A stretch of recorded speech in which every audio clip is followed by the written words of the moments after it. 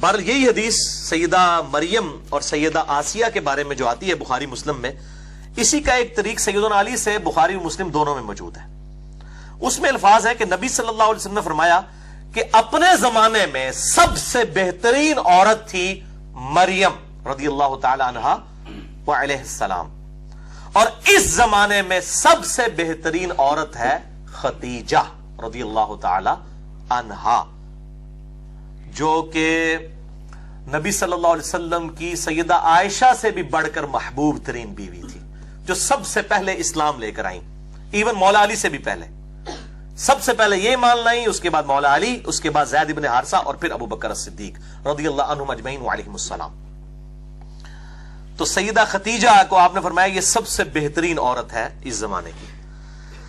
اللہ اکبر۔ بلکہ اسی کانٹیکسٹ میں بخاری اور مسلم میں ایک اور حدیث ہے، مشکات میں آپ کو ازواج مطہرات والے چیپٹر میں یہ حدیث بھی مل جائے گی کہ اما عائشہ رضی اللہ تعالیٰ عنہ خود کہتی ہیں مجھے سب سے زیادہ جس عورت پہ رشک ہے وہ خدیجہ ہے، سیدہ فاطمہ کی ماں اور حضور کی بیوی، محبوب ترین۔ آپ صلی اللہ علیہ وسلم خدیجہ کا اتنا ذکر کرتے کہ مجھے خدیجہ پر رشک ہونے لگتا، حالانکہ میں نے خدیجہ کو دیکھا نہیں تھا۔ آپ صلی اللہ علیہ وسلم خدیجہ کی سہیلیوں کو بھی بکری ذبح کر کے اس کا گوشت تحفۃً بھجوایا کرتے تھے، حتیٰ کہ سیدہ عائشہ کے الفاظ ہیں بخاری و مسلم میں کہ کبھی کبھار مجھے اتنا رشک آتا کہ میں نبی صلی اللہ علیہ وسلم سے ناراض ہوتی اس بات پہ، اور میں کہتی خدیجہ کے علاوہ کوئی عورت ہی نہیں ہے دنیا کے اندر۔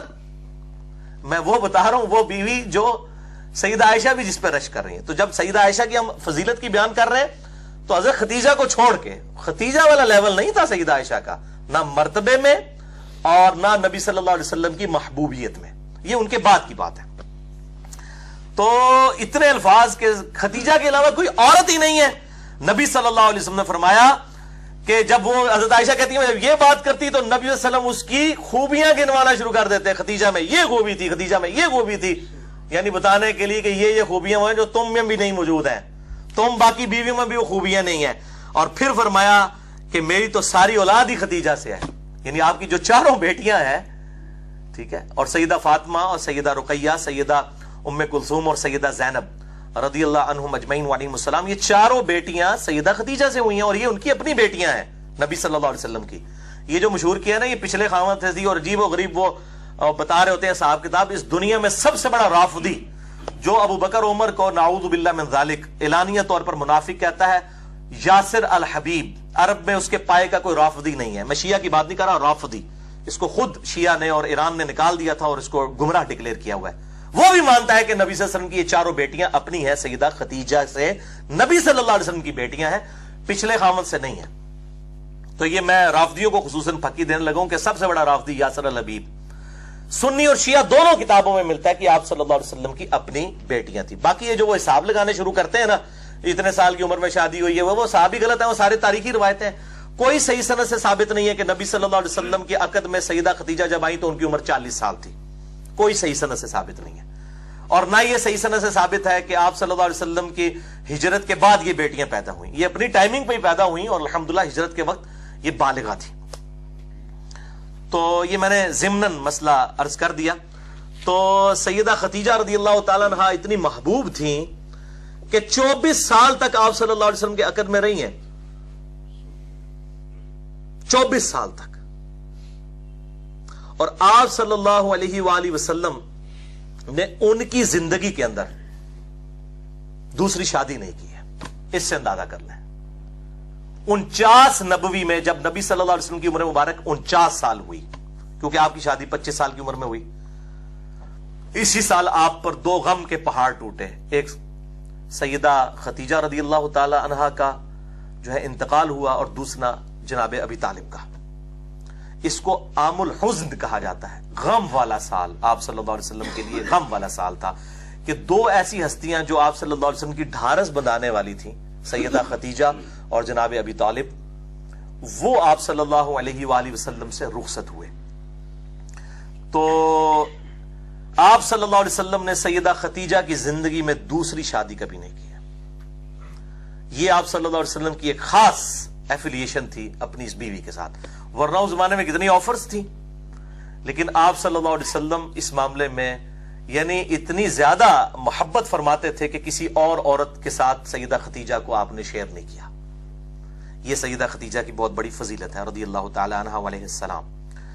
حتیٰ کہ غزوہ بدر کے موقع پر جب آپ صلی اللہ علیہ وسلم کی بیٹی سیدہ زینب، جن کے جو شوہر تھے ابو العاص ابن ربیعہ، جو اس وقت تک مسلمان نہیں ہوئے تھے، بعد میں مسلمان ہوئے، اس وقت تک اجازت تھی کہ غیر مسلم کے ساتھ بھی رشتہ ہو سکتا تھا. تو یہ خاوند تھے، سیدہ زینب کے خاوند جو ہے وہ قید ہو کر غزوہ بدر میں کافروں کی طرف سے لڑتے ہوئے قیدی بنا کر لائے گئے. اب فدیے سے چھڑانے کے لیے ظاہر کچھ رقم ادا کر رہی تھی تو سب لوگ رقم دے رہے تھے. تو اب سیدہ زینب کے وہ چونکہ ہسبینڈ تھے تو انہوں نے اپنے خاوند کا فدیہ دینے کے لیے اپنا وہ ہار دیا جو سیدہ خدیجہ نے اپنی بیٹی کو پہنایا تھا، سیدہ زینب کو. وہ ہار جب نبی صلی اللہ علیہ وسلم کے سامنے آیا تو آپ صلی اللہ علیہ وسلم کی آنکھوں میں آنسو آ گئے. آپ کو حضرت خدیجہ یاد آئی.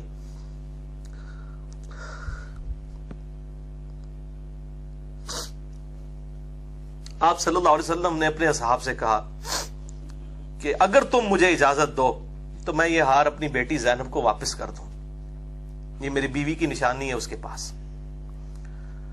تو اصحاب نے کہا یا رسول اللہ کیوں نہیں، آپ بالکل. اور پھر ان کو بغیر فدیے کے چھوڑ دیا گیا. پھر وہ اتنے حسن اخلاق سے متاثر ہوئے کہ انہوں نے اسلام بھی قبول کیا. اور انہی کی بیٹی ہے امامہ رضی اللہ تعالی عنہا. بڑی مشہور ہے نبی صلی اللہ علیہ وسلم کی یہ نواسی، جن کے بارے میں بخاری مسلم میں آتا ہے کہ آپ صلی اللہ علیہ وسلم ان کو گود میں اٹھا کے نماز بھی پڑھا کرتے تھے.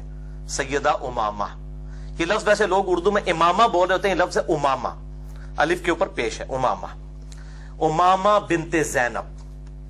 تو یہ سیدہ خدیجہ رضی اللہ تعالی عنہا کے ساتھ آپ صلی اللہ علیہ وسلم کی عقیدت تھی.